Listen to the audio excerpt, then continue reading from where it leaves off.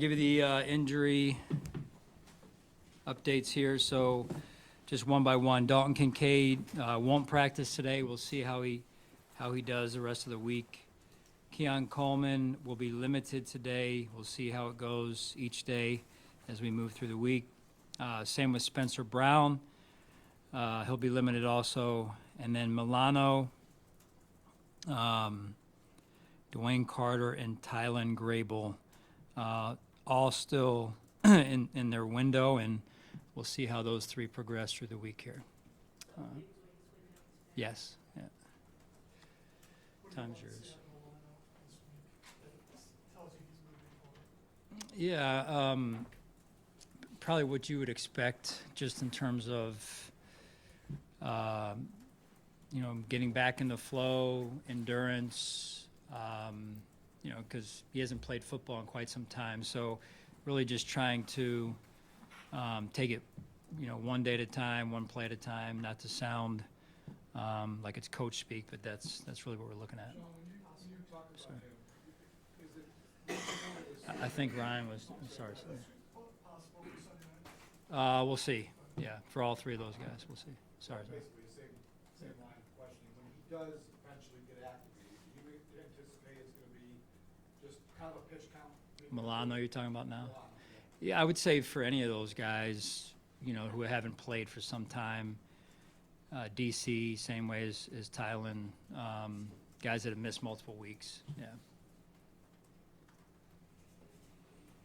You're getting ready for the 49ers. They're going through so many injuries right now, too. So at this point in the week, just trying to prepare for anything that they might have. Yeah, it's there's some moving targets, right, with who we're expecting to play. We have to prepare for them to be as healthy as they've ever been, really, just because we don't know. So that's really how we're approaching it. John, in general, does that extend the prep work that you need to do because of not only the number of questions they have, but the level of player who are questions? Yes, I mean, probably no different from our situation, with the different players we've had out, and do players play, do they not play? So yeah, it makes it a little tougher, and you spend a little bit more time with the prep. You dealt with this before, but given impending weather, how does that impact? Do you have to basically put together two plans? Again, yes, from a preparation standpoint, we've been through it before, so we have some experience with it. We can't control the weather. I think only he can control the weather, so I know he can control the weather. So I think it's really just about how we respond to it. Our staff does a phenomenal job. The people that have shown up for the years that I've been here, at a minimum and beyond, my time here of shoveling the stadium out, I think that'll happen again if need be, and we'll get ready to play a football game. How much more comfortable do you become with that? Since the first time it happened, and it was probably a big deal. It was a big deal for a lot of people. But now, how much more comfortable do you become with the whole weather situation and knowing how to plan for it, knowing what to expect, and knowing things come through? Yeah, I mean, again, just I've always been amazed since moving here that you can get a foot, 2 feet, 3 feet, 7 feet, and the roads are cleared in some miraculous way. So credit to all the people that are out there working, or that will continue to work this winter as we get into the snowy months and days and weeks here. What a phenomenal job they do, really. Didn't plan on saying that, but I'll use that as an opportunity to praise those people that are out there clearing the roads like they do for all of us. I know you don't get to pick when it happens, but are you happy with when the bye week fell this year? Or do you feel like it came at a good time? Yeah, I mean, it's always, you look at the schedule and you're like, oh, where's that bye? And you're going down and you're going, and then you finally get to it and you're like, oh, okay, so we got to get through whatever it was, 9, 10, 11 weeks, whatever there. So you take it just like you take the schedule and where you play and who you play, 1 week at a time. Honestly, that's I think the best approach every year, really. Do you do anything different this week? You guys have had so much success off things, like when you have 2 weeks off, people go away, getting things ramped back up to where they were before the bye? What do you do, if anything, differently to get ready to come off the bye? It's a good question. I don't really have the, hey, this is exactly what we do formula. It's just more of, I think us really just getting back to what we do, getting back to the basics. Today we're going to practice and have a normal practice in pads and working on the fundamentals that we need to have for a good football team in San Francisco coming here. Was there a walkthrough Monday? No. There was the players were in, but there was no walkthrough. Yeah. Sean, I just want to Yeah. be clear and clarify. Are Dwayne Carter and Tylon both having their windows open to practice today? Yes. Okay, thank you. What would you say, what have you seen from Bobby Babbage and his game management as the season has gone on? Game management meaning His in-game calling and just the way he's So- managed the. play calling. Yeah. Yeah. Like anything else, I think you get better with experience, and it is to me the tough to be a play caller is the toughest job to me on the football side of the building. Right. No offense to anybody else's job, my job included. Not only do you have to shape a game plan, but you have to call a game, and you've got 65, 70 plays roughly on average to get exactly right, to put the players in exactly the right position, and that is really hard to do against good football teams in particular. Sean, on your fourth down, much has been made of how you kind of evolved regarding your fourth down thoughts. When you are entering those types of situations, how often would you say, or can you maybe give a little glimpse into when you get to third down, you already know? And certainly what happens on third down can affect it, but what's that thinking of getting to what you're going to do on fourth down before you're even at fourth down? Yeah, I would say 90% of the time you already know. We already know 90% of the time. There's 10% of it where you're going, okay, we're going to go for it on 4th and 2, and that ball ends up at 4th and a long 2, maybe really a 3, but it says on the scoreboard 2, which is what, I know a lot of people out there see, and you're like, oh, I didn't go for it. It's 4th and 2. Well, it's not really 2. It's when you're out there live, it's a 2.5 or almost 3. So that's where it gets a little bit, not to get too granular and specific, Tim, but that's where it gets tough because you've got to make a decision on saying, hey, what do we want to do here? It's not on 2. It's certainly not on 1.5. It's on almost 3, but the scoreboard's reading 2. How does that affect what you do on third down then? Because you then know you have 2 plays instead of 1. Yeah, potentially. Yeah. So you try and be,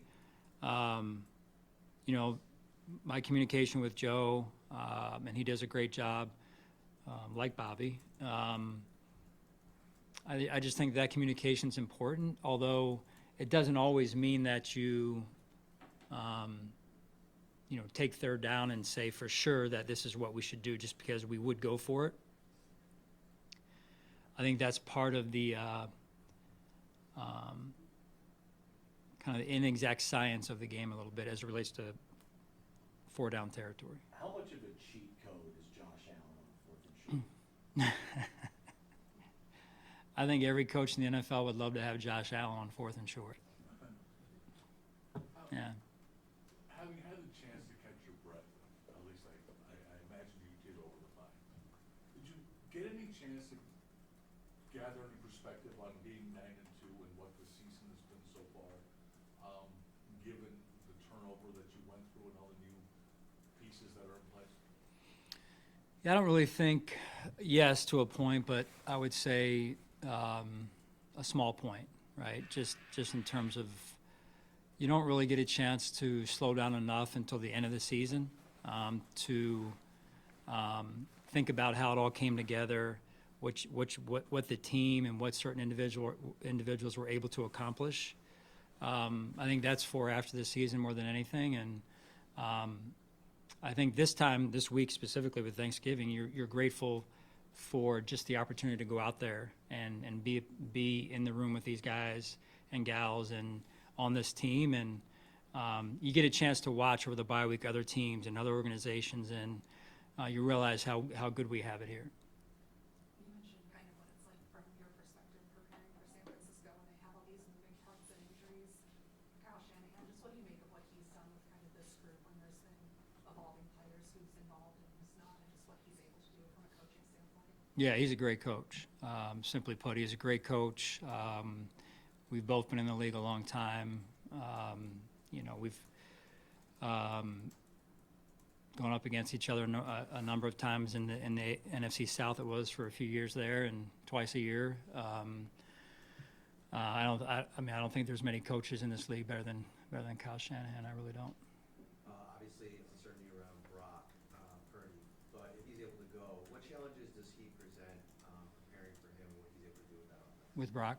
Yeah. Yeah, he's a guy that I don't know as well, just having not played San Francisco.